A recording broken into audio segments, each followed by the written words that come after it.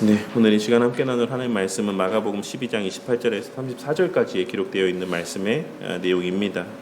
오늘 말씀도 예전에 아주 예전이죠. 예전에 한번 나눈 적이 있는데 그 강조점을 좀 달리해서 좀 이 본문에서의 서기관과 예수님 사이에 있었던 대화의 의미를 좀 살펴보는 시간을 갖고자 합니다.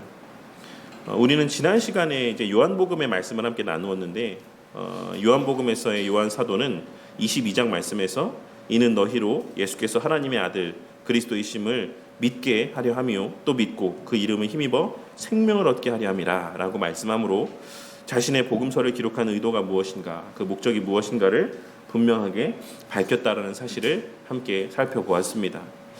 그리고 오늘 우리가 함께 나눌 이 마가복음에서 마가는 1장 1절 말씀에서 하나님의 아들 예수 그리스도의 복음의 시작이라 라고 하는 이 말씀으로 이 복음서를 시작함으로써 그 또한 이 복음서의 기록 목적이 예수님의 그리스도이심과 하나님의 아들이심을 말씀하기 위함이다라는 사실을 우회적으로 이제 나타내 보여주고 있습니다. 그런데 우리 신앙의 선배들은 에스겔 1장과 요한계시록 4장에 기록되어 있는 거기에 이제 등장하는 네 생물이 있습니다. 그 네 생물이 사자와 송아지 혹은 황소 그리고 사람, 독수리 이 네 생물이 이제 에스겔과 요한계시록 4장에 기록되어 있는데 이 네 생물과 복음서를 연관지어서 이렇게 해석하고 이해하는 경우들이 많이 있었습니다.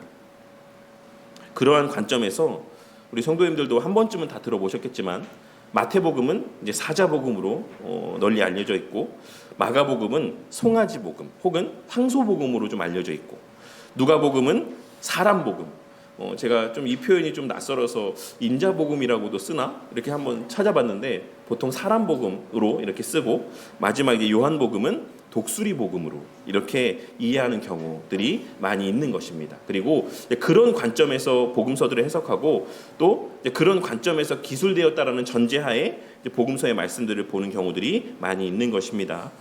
그리고 그런 맥락에서 마가복음과 요한복음은 둘 다 예수님의 그리스도이심과 하나님의 아들이시라는 사실을 말씀하고 있는 복음서이긴 하지만 요한복음에서의 기술이 하늘에서 내려와 다시 그 영광으로 돌아가시는 이 내려오심과 올라가심에 좀 더 초점을 맞추고 있다면 물론 다른 복음서에 그런 내용들이 기술되어 있지 않다라는 게 아닙니다. 근데 요한복음에 이제 그런 점들이 좀 더 부각되어서 언급되어지고 있다라고 할 수가 있는 것입니다. 그렇다라고 한다면 마가복음에서의 기술은 예수님의 겸손과 섬김의 사역적인 측면에 좀 더 방점이 찍혀서 좀 묘사되어지고 있는 측면이 있다라고 할 수가 있습니다. 그리고 예수님의 그 계시의 말씀에 대하여서도 요한복음에서는 예수님 스스로가 자신에 대해서 계시하는 말씀들이 많이 기록되어 있는 반면에 마가복음에서는 어떤 사건들 속에서 그 대상들이 언급하는 내용들이 많이 기록되어 있습니다. 귀신들도 그렇고 혹은 하늘에서의 음성이 들려서 예수님에 대해서 말씀하고 있고 때로는 백부장이 예수님에 대해서 고백하는 이런 내용들이 많이 언급되어지고 있다라고 할 수가 있는 것입니다. 그리고 그런 측면에서 마가복음은 제자도와도 밀접한 관계가 있는 복음서라고 할 수 있습니다.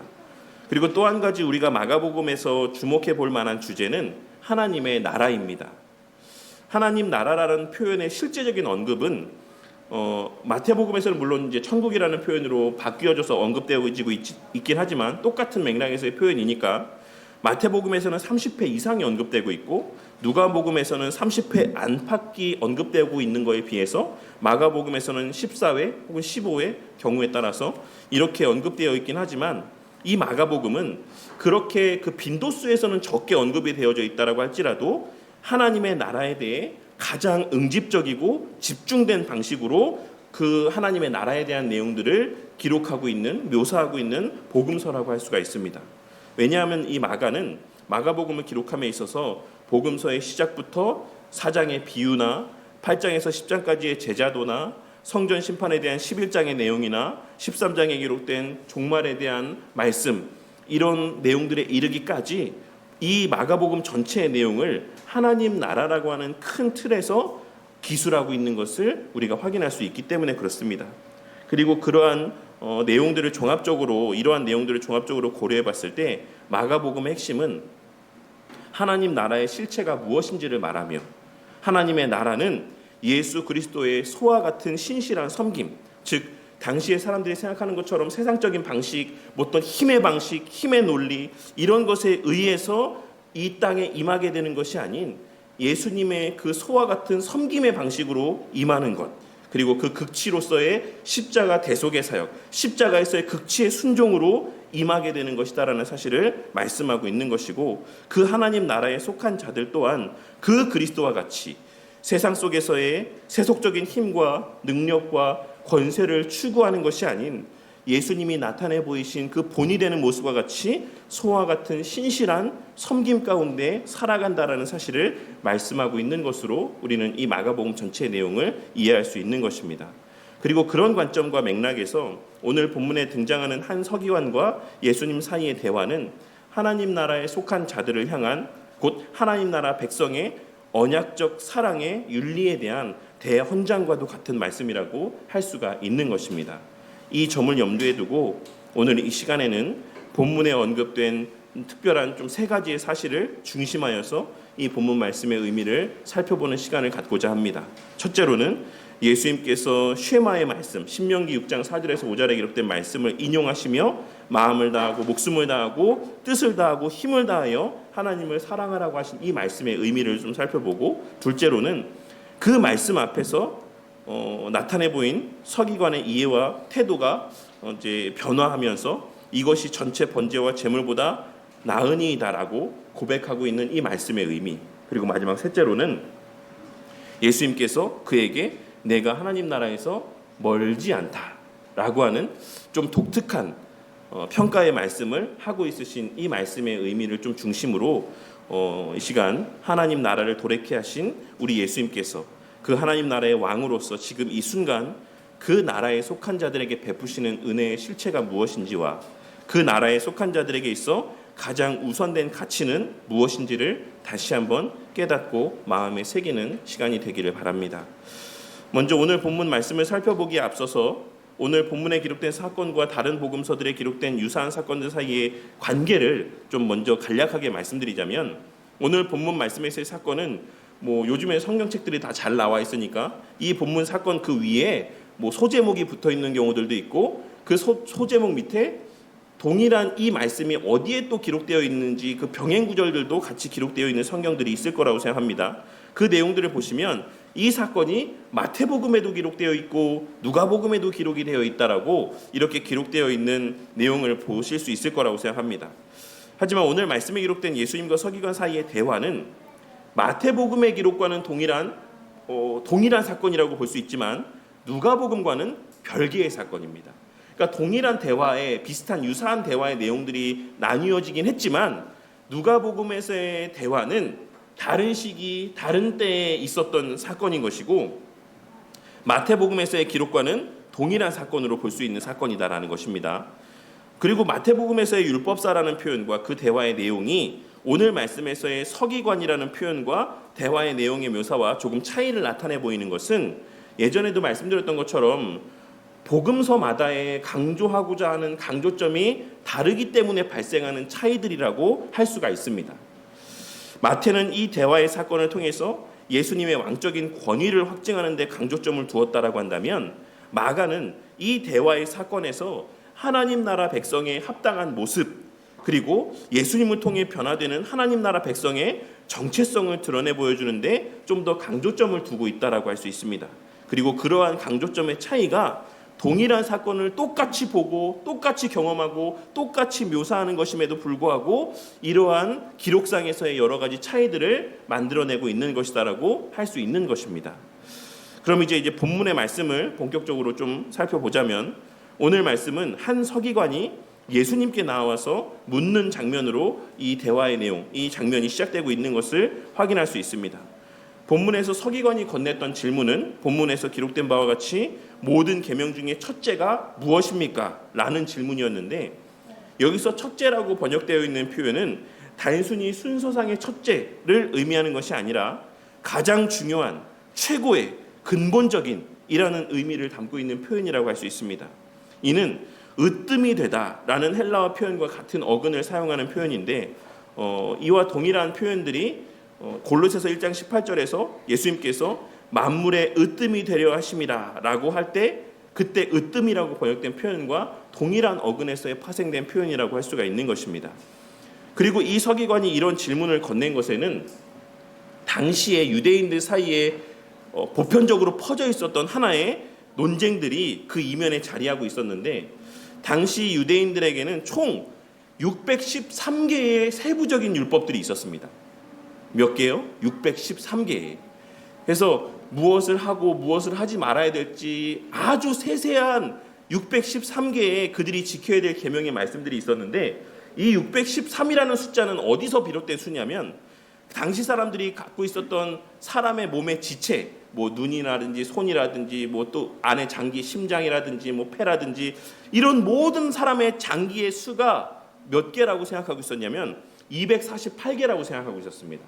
그래서 이 사람들의 장기에 해당되어지는 248개의 숫자에 해당되는 적극적인 의미의 계명, 그러니까 이 몸으로서 행해야지만 되는 248개의 적극적인 계명이 있었고, 또 여기에 1년이 며칠입니까? 365일이죠. 이 365라는 수의 소극적인 계명이 또 있었어요. 하지 말아야지만 될 계명. 그래서 248개의 적극적인 계명, 해야지만 되는 적극적인 계명과 365개의 금지되는 소극적인 계명, 이 두 개를 합쳐서 당시 유대인들 사이에는 총 613개의 그 삶에서의 지켜야 될 세부적인 계명들이 있었다라는 것입니다. 그래서 지금 이 서기관이 묻고 있는 거는 무슨 계명이 제일 큽니까? 라고 물었을 때에 10계명의 말씀 중에서 지금 무엇이 제일 우선됩니까? 이런 것을 묻고 있는 것이 아니라 당시에 사람들 사이에 논란이 되고 있었던 이 613개의 계명들 가운데 가장 으뜸이 되고 가장 요점이 되고 핵심이 되는 가치가 무엇입니까? 라고 하는 것을 묻고 있는 질문이라고 할 수가 있는 것입니다. 그리고 이 서기관이 지금 예수님께 이런 질문을 하고 있는 것은 앞서도 여기 우리 봉독한 말씀에도 언급되어 있는 것처럼 예수님께서 변론하시는 모습을 보니까, 예수님께서 대답하시는 모습들을 들어보니까 이 사람이 보통 사람은 아닌 것 같은 거예요. 이 사람이 지금 우리가 그 누구도 답을 내리지 못하는 이 변론에 답을 내려줄 수 있을 만큼 좀 지혜로운 사람인 것처럼 보여졌던 겁니다. 그래서 예수님께 나와서 그를 선생이라 부르며 이러한 율법 전체를 관통하는 중심이 되는 원리가 무엇입니까? 가장 으뜸이 되는 원리가 무엇입니까? 라고 진지하게 묻고 있는 것입니다. 하지만 이러한 서기관의 의도와는 달리 이러한 서기관의 질문은 마가복음 전체의 맥락에서 볼 때 보다 더 깊은 의미를 갖는 질문이라고 할 수 있고, 그렇기 때문에 마가는 이 질문을 그냥 간략하게 넘기지 않고 마가복음이 매우 짧은 복음서임에도 불구하고 다른 어떤 복음서보다 많은 분량을 할애해서 이 질문의 내용을 심도 있게 다루고 있다라고 할 수 있습니다. 앞서 서두에 말씀드렸던 것처럼 마가는 이 마가복음 전체를 하나님 나라라고 하는 큰 틀에서 기록하고 있습니다. 그런 측면에서 오늘 말씀에서의 이 서기관의 질문은 그의 의도처럼 단순히 가장 우선되는 율법이 무엇입니까? 라는 것을 묻는 것이 아니라, 그런 문제의 차원에서의 질문이 아니라 하나님 나라 백성의 언약적 사랑의 윤리가 무엇인지를 묻는 핵심적 질문이었다라고 할 수 있고, 예수님께서는 이 질문을 그런 맥락으로 변화시켜 대답하고 있다라고 할 수가 있는 것입니다. 그리고 그렇기 때문에 마가는 이 서기관의 질문을 심도 있고 비중 있게 다루고 있는 것입니다. 이러한 서기관의 질문에 대해서 예수님께서는 가장 먼저 이스라엘아 들으라 라는 말씀으로 이 대답을 시작하고 있습니다. 이는 신명기 6장 4절에 기록된 쉐마의 말씀을 그대로 인용한 것입니다. 히브리어에서의 쉐마라는 표현은 단순히 청각적인 듣기를 말하는 것이 아니라 순종하다, 주의를 기울이다, 응답하다 라는 의미를 포함하고 있는 표현입니다. 그리고 이는 언약적 관계에서의 능동적인 응답, 즉 관계적인 반응을 요구하는 표현이라고 할 수 있습니다. 이스라엘아 들으라 라는 이 말씀 가운데는 너희들이 이스라엘이기 때문에 너희들은 이 말씀을 들어야지만 된다. 너희들이 이스라엘이라면 이 말씀에 순종해야지만 된다라는 의미가 담겨 있다라는 것입니다. 그리고 여기서 더 중요한 것은 그를 이스라엘이라고, 지금 이 대답 가운데 이스라엘이라는 호칭을 사용하셨다라는 것입니다. 이는 개인이 아닌 언약 공동체 전체를 향한 부르심이라고 할 수 있습니다. 야곱이 야복 강가에서 하나님과 씨름한 후에 받았던 이름이었던 이 이스라엘이라고 하는 이름은 하나님과 겨루어 이기다라는 뜻을 지니고 있는 이름으로서 하나님과의 언약적 관계 안에서 형성된 공동체적인 정체성을 의미하는 표현입니다. 그러니 예수님께서는 이 한 서기관의 질문에 대해 그 개인에 대한 답으로 대답하고 있으신 것이 아니라 하나님과의 언약적 관계 안에서 형성된 공동체를 향한 대답으로 대체하고 있으신 것입니다. 그리고 그 첫 대답의 내용은 주, 곧 우리 하나님은 유일한 주시라 라는 말씀이었습니다. 여기서 예수님께서는 의도적으로 퀴리오스라는 표현을 2번 해서 반복하고 있으신데 히브리어 원문의 내용을 반영한 것이라고 할 수 있습니다.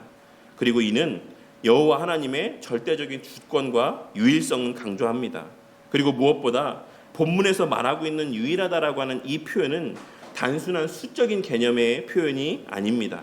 이는 통일성, 단일성, 배타성을 의미하는 표현으로 고린도전서 8장 6절에서 우리에게는 한 하나님 곧 아버지가 계시니라고 할 때에 한이라고 번역된 표현과 같은 개념이라고 할 수 있고, 이는 다른 모든 신들을 배제하는 절대적인 유일성을 의미하는 표현이라고 할 수가 있는 것입니다. 그리고 이는 10계명 1계명의 근거가 되는 말씀으로 우리 신앙의 선배들은 이러한 우리 하나님의 유일성을 근거로 웨스트민스터 대요리문답 104문답에서 1계명이 요구하는 의무에 대해서 다음과 같이 고백을 하고 있습니다.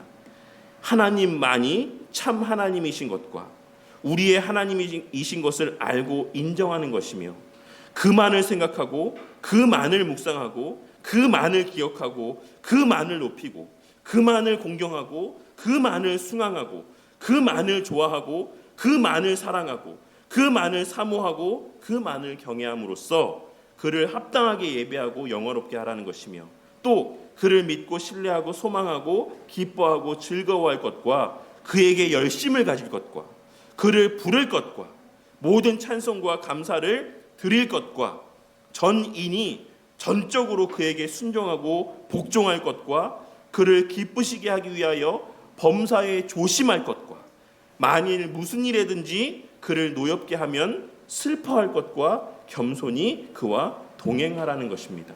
이것이 1계명에서 요구하고 있는 것이다라고 말씀하고 있는데 이 말씀의 가장 또 주된 근거가 되는 것이 오늘 말씀에서의 예수님께서 말씀하고 있으신 바라고 할 수 있는 오직 우리 하나님은 유일하신 하나님이시다라고 하는 이 말씀에 근거하고 있다라고 할 수가 있는 것입니다. 그리고 여기에는 우리 하나님은 유일한 하나님이시기 때문에 그에게 드리는 것 또한 유일해야지만 된다라는 의미가 담겨 있다라고 할 수 있습니다. 곧 그에게는 다른 그 어떤 피조물들과도 공유할 수 없는, 공유되지 않는 최상의 것, 최고의 것만을 드려야지만 된다라는 의미가 담겨 있는 것입니다. 그래서 우리가 왜 연애를 할 때도 그렇게 하잖아요. 다른 그 깻잎 논쟁이 왜 있는 겁니까? 예? 나한테만 띄워줘야지 왜 다른 여자의 깻잎도 띄워주냐라고 했을 때에는 나에 대한 사랑이 그 행동이 다른 여자와도 차이가 없기 때문에 그 마음 가운데 막 부하가 치미는 거잖아요. 그렇게 우리가 연인 사이에서도 그와 같은 모습을 나타내 보이는 것처럼 하나님께서 나는 유일한 존재다라고 말씀하시는 이 말씀의 의미 가운데는 나에게 나타내 보이는 행동이 다른 그 어떤 피조물들에게 나타내 보이는 것과 똑같거나 비슷해서는 안 된다라는 의미가 담겨져 있는 겁니다. 그래서 내가 자식에게 쏟는 것보다도 그 이상의 사랑을 하나님께 나타내 보여야 되는 것이고 내 배우자에게 나타내 보이는 그 사랑보다도 하나님께 나타내 보이는 그 사랑은 더 최고의 것이 되어야 된다라는 의미가 이 말씀의 의미 가운데 담겨 있다라고 할 수가 있는 것입니다. 예수님께서는 먼저 이 사실을 떠올리게 하신 이후에 이제 구체적으로 네 종류의 대상을 언급해서 말씀하고 있으신데 예수님께서는 계속해서 내 마음을 다하고 목숨을 다하고 뜻을 다하고 힘을 다하여 주 너의 하나님을 사랑하라 라고 말씀하고 있으십니다. 그런데 여기서 우리는 신명기 말씀과 마태복음에서의 기록과 오늘 말씀에서의 기록 사이에 좀 차이가 있는 것을 확인할 수가 있습니다. 어떤 차이가 있습니까? 신명기에는 마음과 뜻과 힘이 언급되어 있고 마태복음에는 마음과 목숨과 뜻이 언급되어 있고 오늘 말씀에는 마음과 목숨과 뜻과 뭐가 추가되어 있습니까? 힘이 추가되어 있는 것을 확인할 수 있습니다. 그렇다면 이러한 차이들이 갖는 의미는 무엇이겠습니까? 그리고 제가 앞서 말씀드렸던 것처럼 마태와 이 마가복음에서는 사실 동일한 사건에 대한 동일한 기록이라고 말씀을 드렸는데, 그러면 예수님께로부터도 똑같은 말씀을 들었을 텐데 왜 마태복음에는 그 예수님께서 하신 말씀에 대해서 기록하면서 마태는 마음과 목숨과 뜻만을 기록하고 있고 마가는 마음과 목숨과 뜻에 더해서 힘이라는 표현을 더하고 있는 것이겠습니까? 그러면 마태는 힘이라는 표현을 들었는데 기록하지 않은 것이겠습니까? 마가는 힘이라는 말을 듣지 않았는데 기록하고 있는 것이겠습니까? 이런 의미들이 이제 낯설게 읽기에 적용될 수 있는 부분이라고 할 수가 있겠죠. 우리는 이러한 표현들의 의미를 살펴봄에 있어서 하나하나의 개별적인 의미들을 아는 것도 너무 중요하긴 하지만 그보다는 성경을 좀 더 큰 안목과 어떤 큰 틀에서 보는 어떤 그런 모습들이 필요하다라고 할 수 있습니다. 그래서 이 하나하나의 대상들, 마음이나 목숨이나 뜻이나 힘이나 이런 표현들을 분절된 대상으로 보는 것이 아니라 하나의 통합적인 시각에서 볼 필요가 있다라는 것입니다. 왜냐하면 지금 여기서의 말씀하고 있는 예수님께서 언급하고 있으신 마음이나 목숨이나 뜻이나 힘이나 이런 여러 가지의 표현들은 어떤 구별된 하나하나를 말씀하고 있는 것이 아니라, 구별된 하나하나의 어떤 영역이나 요소들을 말씀하고 있는 것이 아니라 인간의 전 존재를 표현하는 하나의 그런 표현의 방식이기 때문에 그래요. 그러니까 예를 들자면 머리부터 발끝까지라는 이런 표현 가운데에 그러니까 무엇을 전 인격적인 요소로 넣을 것인가의 차이에 따라서 이런 묘사되어지는 대상들이 다르다라고 할 수가 있는 것입니다. 그러니 신명기나 마태복음이나 누가복음 그리고 오늘 말씀에서의 표현 모두가 사실은 우리의 지적인 부분과 우리의 감정적인 부분과 우리의 의지적인 부분 모두를 포함해서 하나님을 사랑하라라는 말씀을 전하기 위한 의도에서 사용하고 있는 대상이다라고 이해를 하면 되는 것입니다.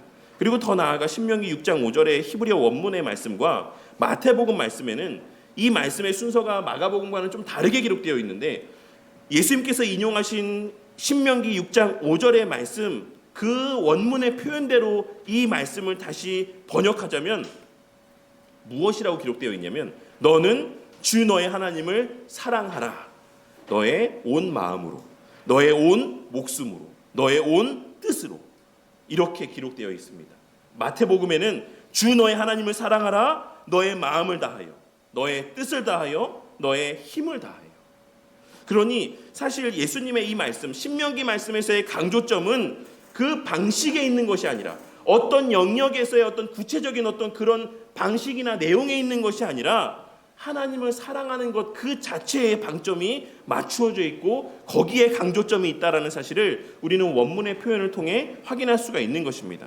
그리고 그 사랑함에 있어 최선의 것, 최상의 것, 최고의 것을 드릴 것과 시간적인 측면을 포함하여 모든 것을 다 드릴 것, 전생애의 매일의 모든 시간에서의 가장 귀한 것을 하나님 앞에 드릴 것을 말씀하고 있는 것이자 최선을 다해 그 사랑의 관계 가운데 머물러 있을 것을 말씀하고 있으신 것으로 우리는 이해할 수 있는 것입니다.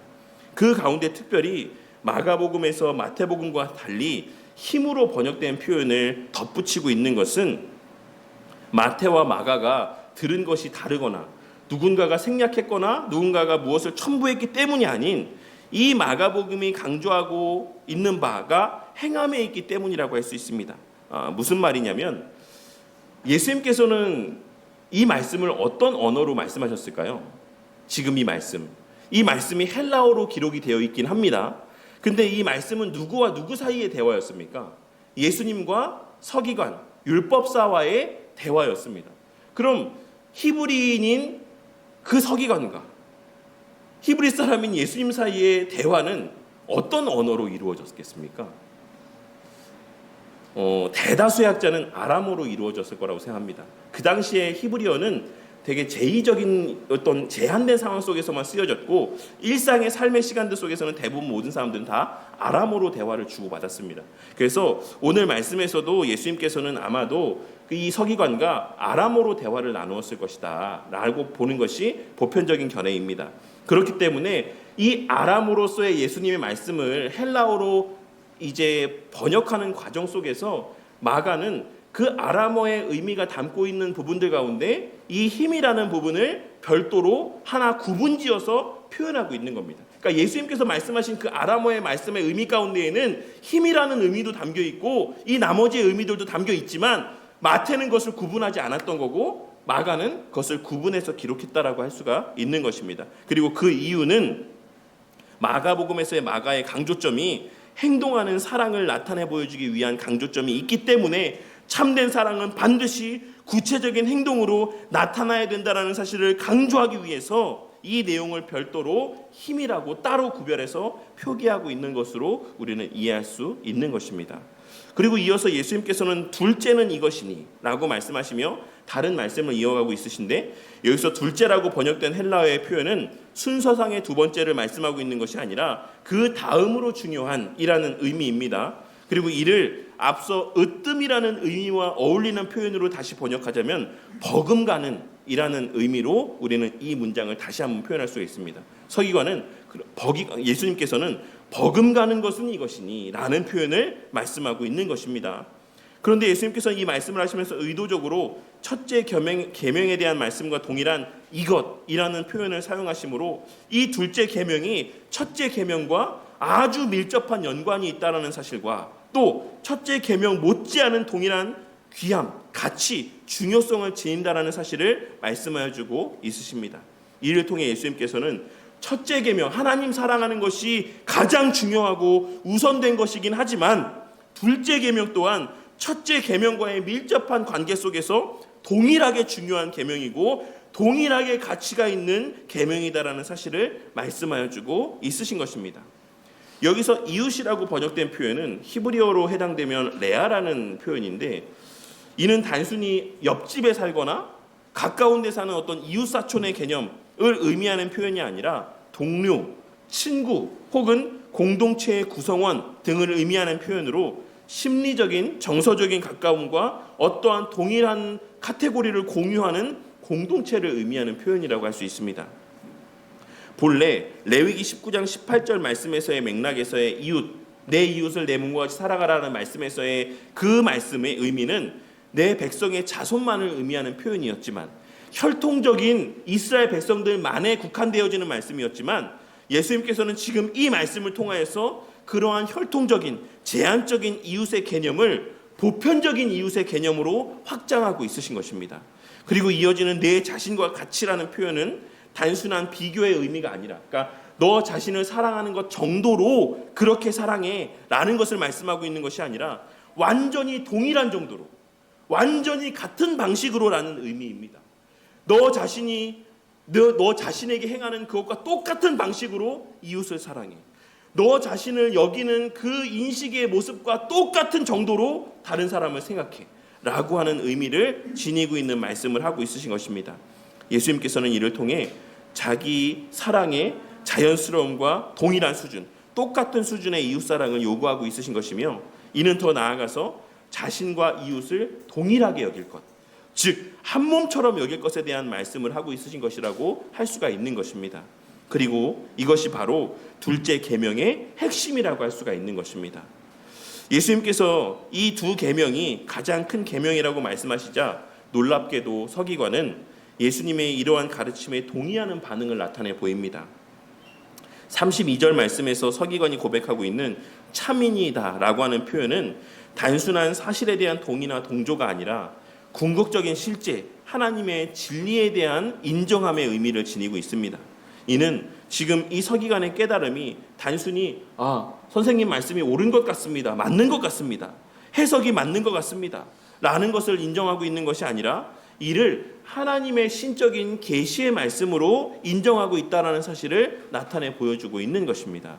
그리고 서기관은 이어서 강한 배타적인 표현으로 절대적인 유일신앙에 대한 고백을 이야기합니다. 그런데 우리가 오늘 말씀 가운데서 이 서기관의 고백 가운데 가장 주목해 보아야 될 표현은 그가 이어서 모든 번제와 제물보다 낫다라고 고백하고 있다라는 사실입니다. 원문의 표현에는 훨씬 더 월등히라는 의미가 함께 기록이 되어 있는데 이는 단순한 우월성이 아니라 차원적인 초월성을 나타내는 표현입니다. 이러한 서기관의 고백은 예수님의 말씀으로 인해서 지금 이 서기관의 심령 가운데 성전 중심의 제사 종교에 대한 그런 인식의 체계가 관계 중심의 언약 종교의 체계로 전환되어지고 변화되어졌다라는 사실을 나타내 보여줍니다. 이 사람이 생각하고 있었던 신앙이라고 하는 것은, 이 사람이 생각하고 있었던 종교라고 하는 것은 그 짜여진 틀 안에서 그 원하는 방식대로, 정해진 방식대로의 어떤 행함을 나타내 보이는 것이 신앙생활이라고 생각하고 있었는데, 예수님의 말씀을 들으면서 신앙생활은 그런 것이 아니구나, 신앙생활은 관계구나, 예배라는 것은 관계구나 라는 사실을 그가 인식하게 되었다라는 것이에요. 하나님 앞에 예배를 드린다라는 것은 하나님과의 관계를 누린다라는 것이구나 라는 인지와 인식이 그 마음 가운데 생겨났다라는 것을 말씀하고 있는 것입니다. 그리고 이는 사무엘상 15장 22절에 기록된 순종이 제사보다 낫고 듣는 것이 순양의 기름보다 나으니 라는 말씀과 호세아 6장 6절에서의 나는 인애를 원하고 제사를 원하지 않는다라는 이 구약의 선지자적 전통 가르침과도 일치하는 내용이라고 할 수가 있는 것입니다. 이러한 서기관의 고백에 대한 예수님의 평가는 어떠했습니까? 예수님께서는 서기관을 향해서 지혜롭게 대답했다라고 평가하고 있으십니다.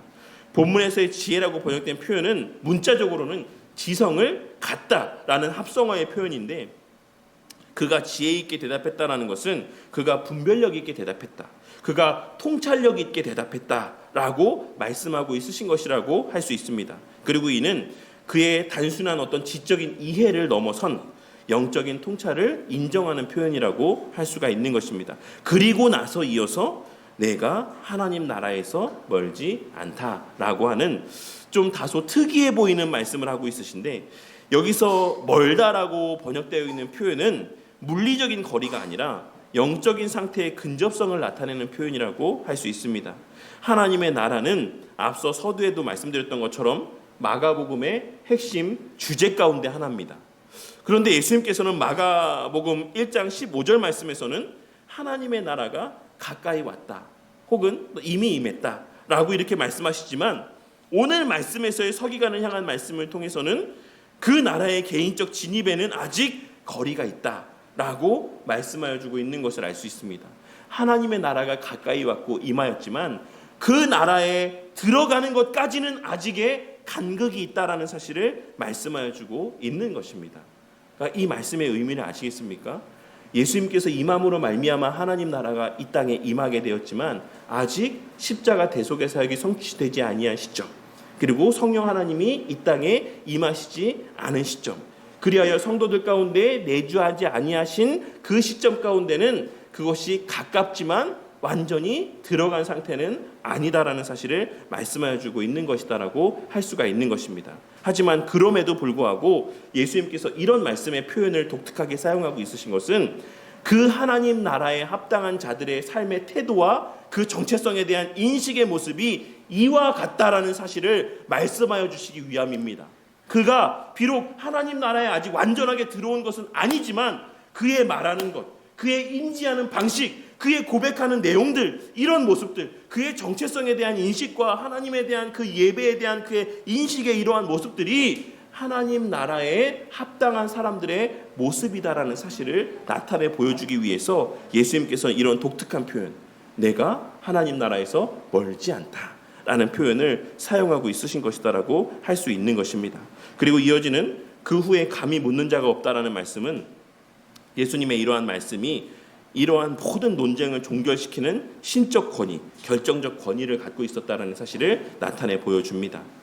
그런데 우리가 여기서 오해하지 말아야 될 것은 예수님의 오늘 이 계명에 대한 말씀이 우리가 성취하고 우리가 충족시켜야 될 구약의 율법과는 또 다른 측면에서의 새로운 율법과 규범을 말씀하여 주고 있으신 것이 아니다라는 사실입니다. 마가복음이 강조하고 있는 것이 무엇이었습니까? 마가복음 1장에서 마가가 이 마가복음을 기록하면서 이 복음서가 무엇에 대한 복음서다라고 말씀했다라고 제가 말씀을 드렸습니까? 마가복음 1장 1절 말씀해 보시면 하나님의 아들 예수 그리스도의 복음의 시작이라. 복음의 시작이라. 그러니까 이 마가복음에서의 마가가 기록한 이 의도는 너희들은 이런 새로운 계명, 새로운 율법 가운데 그 구속 아래 살아가는 존재들이 되었어. 이제는 이 율법대로 살아. 라고 하는 것을 말씀하며 그들을 새로운 율법의 굴레 가운데 가두려는 목적에서 이 말씀을 기록하고 있는 것이 아니다라는 것입니다. 마가복음에서 마가가 강조하고 있는 것은 당연히 예수 그리스도 안에서의 제자도에 대한 말씀이기도 하지만, 그런 내용들도 담고 있긴 하지만, 본질적으로 이 복음서에서 마가가 강조하고 있는 것은 마가복음 1장 1절의 말씀이라는 사실을 우리는 절대 놓쳐서는 안 되는 것입니다. 만약 우리가 이것이 복음의 시작이다라는 사실을 놓치고 이 말씀을 이해한다면 예수님께서는 지금 당신의 백성들에게 새로운 규범을 그들 위에 지어주고 있는 말씀으로 우리가 이 말씀을 오해하게 될 수가 있습니다. 우리는 이제 이 사랑의 규범과 굴레 아래에서 살아가는구나, 구약의 백성들이 10계명의 굴레 아래에서 살아갔다라고 한다면 우리는 이제 이 새 계명의 굴레 아래에서 더 무거운 계명의 굴레 아래에서 살아가게 되었구나 라고 하는 오해를 갖게 될 수 있다라는 것입니다.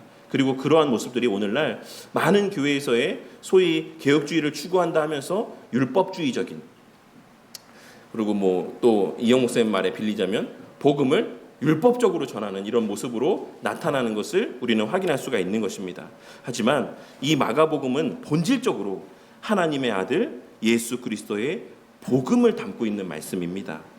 하나님의 아들 예수 그리스도가 소와 같은 신실한 섬김 가운데 이루신 일이 무엇인지, 그 성취하신 바가 무엇인지를 기록하고 있는 것이 바로 이 마가복음인 것입니다. 그리고 그런 맥락에서 오늘 말씀에서의 이 계명의 말씀 또한, 하나님 사랑과 이웃 사랑에 대한 계명의 말씀 또한 예수님께서 우리의 대표로서 이루신 바가 무엇인가를 말씀하여 주고 있으신데 더 초점이 맞추어져 있는 것이며, 그로 말미암아 성령 하나님을 통해 우리에게 적용된 은혜가 무엇인지를 말씀하여 주고 있으신 내용이라고 할 수가 있는 것입니다. 먼저 예수님은 이스라엘아 들으라 라고 하는 언약적인 부르심에 완벽하게 응답하신 참 이스라엘이십니다. 갈라디아서 3장 16절에서 말씀하고 있는 바와 같이 오늘 이 말씀에서의 쉐마의 요구는 궁극적으로 오직 하나의 참 자손된 예수님을 통해서 성취가 되었으며 그 모든 요구는 충족이 되었습니다. 그리고 그 예수님은 어떠한 의무감이나 사명감에서가 아닌, 혹은 어쩔 수 없이 마지못해서가 아닌, 아버지를 향한 진실된 사랑에서 마음과 목숨과 뜻과 힘을 다하여 십자가에서까지 복종하셨습니다. 그리고 이 사실을 요한 사도는 요한복음 14장 31절 말씀에서 그러나 내가 아버지를 사랑하는 것과 아버지께서 명하신 대로 행하는 것을 세상이 알게 하려 함이로라 라는 말씀으로 증언하고 있는 것입니다. 예수님은 물론 우리를 사랑함 가운데 십자가에 달려 죽으신 것이기도 하지만 더욱 본질적인 동기는 성부 하나님을 사랑하시기 때문이었다라는 사실을 우리는 기록된 말씀을 통해 깨달을 수 있는 것입니다. 하지만 그 사랑은 오직 성부 하나님만을 향한 사랑은 아니었습니다. 예수님께서는 당신의 택하신 자들을 위해 죽으셨을 뿐만 아니라 오늘 말씀에서의 예수님의 이웃에 대한 새로운 정의의 말씀에서와 같이 예수님께서는 혈통적 이스라엘 백성들만이 아닌 장차 그 안에서 지체가 될 자들, 다시 말해 당신의 교회를 위해 십자가에 달려 죽으셨습니다. 그리고 무엇보다 우리가 그러한 사랑을 받을 만한 때에 우리를 사랑하심으로 십자가에 달려 죽으신 것도 아닌 로마서 5장 8절에 기록된 우리가 아직 죄인 되었을 때에 그리스도께서 우리를 위하여 죽으심으로 하나님께서 우리에 대한 자기의 사랑을 확증하셨느니라라는 말씀에서와 같이 우리가 여전히 불신앙 가운데 있을 때, 우리가 여전히 죄인된 삶을 살고 있을 때, 더 나아가 우리가 주님을 부인하고 부정하고 대적하는 삶을 살고 있을 때, 그때 예수님께서는 당신의 백성들을 향한 사랑을 십자가상에서 확증하여 주셨다라는 사실을 하나님께서는 기록된 말씀을 통해 우리에게 말씀하여 주고 있으신 것이고, 그 사랑은 여전히 우리 가운데 부족함이 있는 중에도 유효하다라는 사실의 의미 또한 오늘의 말씀의 의미 가운데 담겨 있다라고 할 수가 있는 것입니다. 그리고 이제 그 백성, 자신께 속한 백성들을 향해 예수님께서는 요한복음 13장 34절 말씀에서와 같이 내가 너희를 사랑한 것 같이 너희도 서로 사랑해라 라고 말씀하고 있으신 것입니다. 그러면 그 사랑은 어떤 사랑입니까? 누군가가 나를 사랑했기 때문에 하는 사랑입니까? 그와 내가 원수 되었을 때에도 나타내 보이는 사랑, 그가 내 가슴에 비수를 꽂을 때에도 사랑할 수 있는 그런 사랑의 정도로 누군가를 사랑하는 것이 마땅하다라고 말씀하고 있는 것입니다. 이는 이 계명의 말씀이 바로 예수님께서 나타내 보이시고 완성하신 사랑이다라는 사실을 말씀하여 주고 있으신 것이고, 둘째로는 그 사랑이 바로 당신의 백성들의 삶 가운데 기준이 된다라는 것을 말씀하여 주고 있는 것이다라고 할 수 있습니다.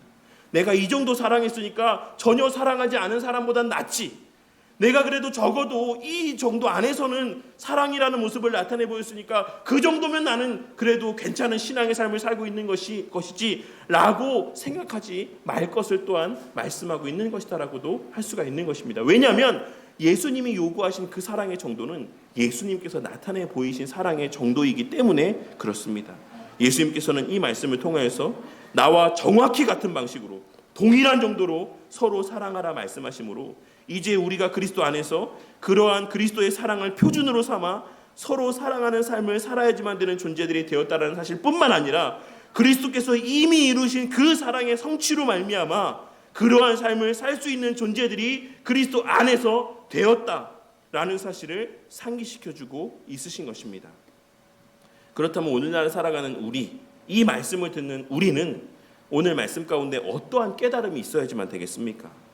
첫째로는 예수님께서 오늘 이 말씀을 이스라엘아 들으라라고 말씀하신 것을 마음에 새기고, 하나님의 기록된 말씀은 궁극적으로 개인이 아닌 공동체를 향한 말씀이라는 사실을 마음에 깊이 새기는 저와 우리 모두가 되기를 바랍니다.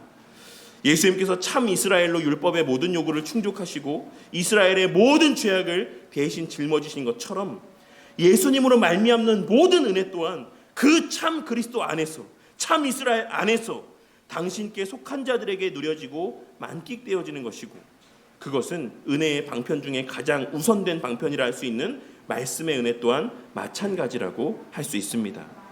오늘날 이 시대의 개인화된 사고 가운데 우리는 하나님의 이러한 공동체적인 말씀조차도 언제나 내 개인에게만 적용하려는 모습을 보일 때가 많습니다. 그러니까 말씀을 개인적으로만 읽는 거예요. 나에게 주시는 말씀으로만 읽는 거예요. 내가 무엇을 해야 될지, 내가 어떻게 살아야 될지, 내가 어떻게 하면 복받을지, 이 내 개인적인 삶의 적용의 차원에서 우리는 말씀을 보고 말씀을 이해하고 말씀을 적용할 때가 많이 있다라는 것입니다. 오늘 말씀이 내게 주는 깨달음이 무엇인가? 하나님의 말씀에 순종함으로 내가 받는 은혜가 무엇인가? 물론 이는 하나님의 말씀을 통한 개인적인 은혜는 없다라는 것을 말씀드리는 것이 아닙니다.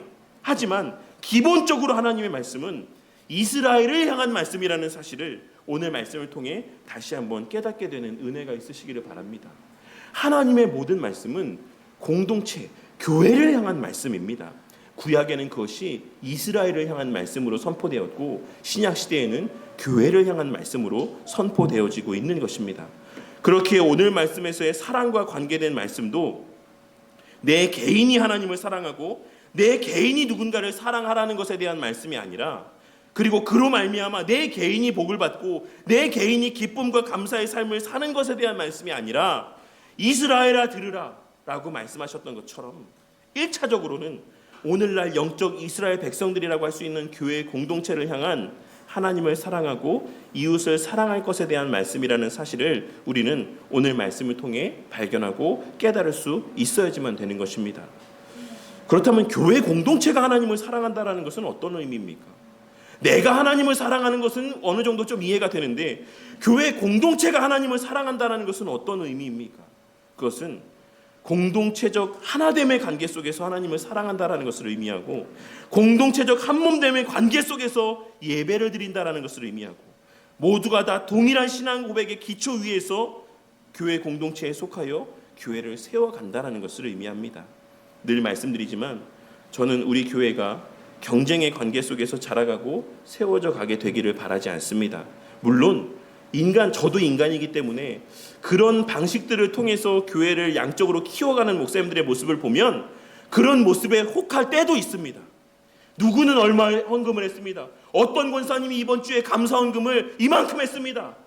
그러면서 그를 위하여 축복하고 강단에서 그를 높여주는 모습들을 통해서 다른 이들의 열심을 자극하는 방식, 나도 목사님한테 저렇게 이름 불리고 싶다. 나도 저렇게 대표적으로 강단에서 축복의 말씀과 기도를 나도 받고 싶다. 이런 사람들의 열심과 경쟁심을 자극하는 방식, 누구는 몇 명을 전도했습니다. 누구는 얼만큼 봉사하고 있습니다. 이런 것들을 칭찬하고 드러내놓고 높여주고 세워주면서 서로의 열심을 자극하는 방식으로, 이런 인간적인 방식으로 교회가 자라가고 세워져 가지 않기를 바란다는 것입니다. 그리고 효율을 따지며 뒤처지는 사람들은 과감히 내팽개치고, 잘하는 사람, 교회에 유익이 되는 사람들에게만 집중하며 그러한 효율적인 방식을 추구하며 교회를 세워가지 않기를 바랍니다. 왜냐하면 오늘 말씀에서와 같이 하나님께서 가장 우선되게 교회에 말씀하시는 사명은 공동체적인 하나님을 향한 사랑의 말씀이기 때문에 그렇습니다. 이러한 방식이 하나님께서 기뻐하는 방식이 아니고 이것이 하나님을 사랑함 가운데 행하는 방식이 아니라고 생각하기에 우리 교회가 이런 방식으로 세워져 가게 되지 않기를 바란다는 것입니다. 그러한 면에서 예수님께서 말씀하셨던 것처럼 첫 번째 계명과 두 번째 계명은 구별되지만 나뉘어질 수 없는 관계의 계명이라고 할 수 있습니다. 그런 측면에서 오늘 말씀을 통해 둘째로 성령 하나님께서는 하나님을 사랑하게 하심으로 그 하나님께서 사랑하시는 우리의 이웃들 또한 진심으로 사랑하게 하신다라는 사실을 깨닫고 마음에 새기는 저와 우리 모두가 되기를 바랍니다. 우리의 하나님을 향한 사랑과 경외함이 우리 위에 세우신 육신의 부모를 향한 사랑과 신뢰와 경외함의 모습으로 표현될 수밖에 없는 것처럼 우리의 하나님을 향한 사랑 또한 동시에 우리에게 한 지체가 되게 하신 우리의 참 이웃들을 향한 사랑으로 열매 맺게 되어 있다는 사실을 오늘 말씀을 통해 다시 한번 깨닫게 되는 은혜가 있으시기를 바랍니다. 제가 자식을 낳아서 키워보니까 지난번에도 말씀드렸던 것처럼 다른 그 무엇보다 자식들이 사이좋게 지내는 것을 보는 것, 자식들이 정말 서로를 생각하고 위하며 우애 좋게 살아가는 것을 보는 것만큼 기분 좋은 것이 없다라는 생각을 하게 되었습니다. 물론 아직 제가 자식이 물질로 효도하는 것을 경험해보지 못해서 이게 더 기쁜지 모르겠지만 아직까지는 형제들이 싸우지 않고 화목하게 너를 더 위하고 이렇게 형을 위하고 동생을 위하고 하는 모습을 보는 것만큼 이것만큼 더 기쁜 게 없다라는 생각을 하게 될 때가 많이 있는 것입니다. 마찬가지로 우리가 하나님을 진심으로 사랑할 때 우리는 그 하나님의 사랑하시는 우리의 이웃된 지체들을 소중히 여기지 않을 수 없고, 우리가 예수님을 진심으로 사랑할 때 그 예수님께서 자신의 전부를 내어주신 우리의 참 이웃된 형제 자매들을 사랑하지 않을 수 없을 것이며, 우리의 그러한 서로를 향한 진심 어린 사랑은 우리 하나님께 있어서 우리의 그 어떤 모습으로의 예배나 헌신보다 기쁨이 될 것이다라는 사실을 오늘 말씀에서의 서기관의 고백을 통해 다시 한번 깨닫게 되는 은혜가 있으시기를 바랍니다. 우리가 아무리 억만금의 헌금을 한다라고 할지라도 우리의 그 과정 가운데 누군가의 반목하는 문제들이 생긴다라고 한다면 우리의 그 헌금은 하나님께서 기뻐 받으실 만한 헌금이 되지 않습니다.